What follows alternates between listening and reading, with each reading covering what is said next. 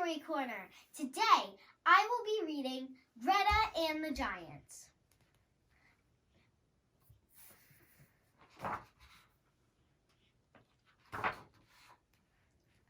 There once was a girl who lived at the heart of a beautiful forest.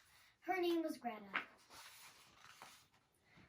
One morning, things weren't quite as they should be. Greta stepped out into her yard, and there, huddled together in the shadows of trees, were all the animals in the forest.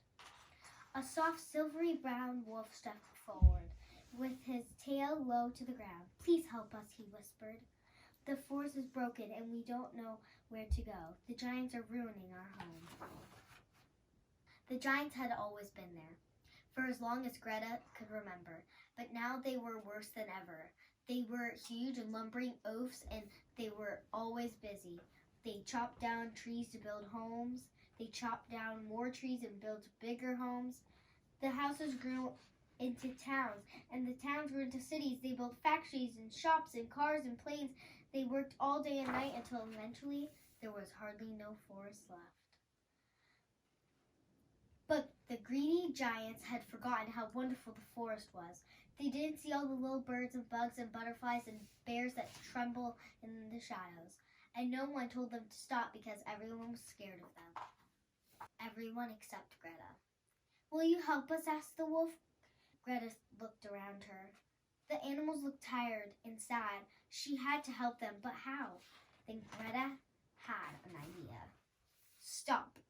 The next morning, Greta went to the middle of the forest and waited for the giants to come. She stood alone, holding a sign. The sign said, "Stop." She waited and waited.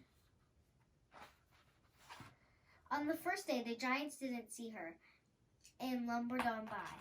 And on the second and third too. But on the fourth day, something strange happened. A little boy who had been watching Greta made a sign and came and sat down next to her. He didn't say much, but Greta knew he felt like she did.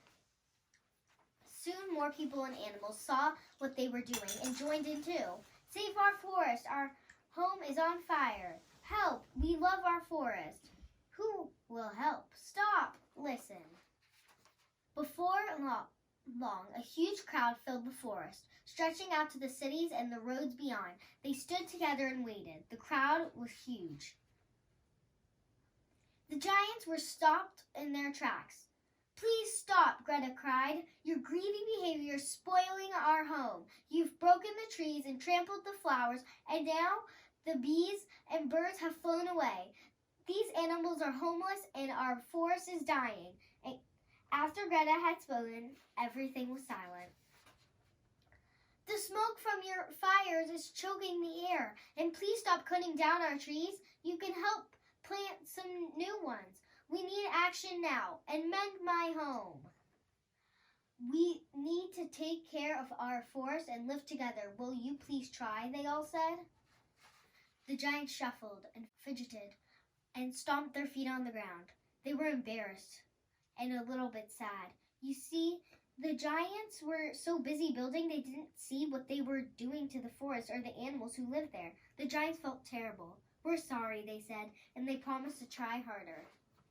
So from that day on, the greedy giants weren't so greedy. They slowed down and learned to sit quietly. They stopped working all the time and instead took up new hobbies. They stopped chopping down trees and learned all about gardening and living in the forest. They cooked, repaired, tidied, and shared. And before long, the forest became more beautiful than they could ever imagine. The end. And now I will read a joke.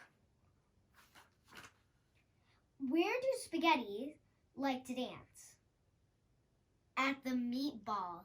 Get it? So bye! See you next time in Shira Story Corner!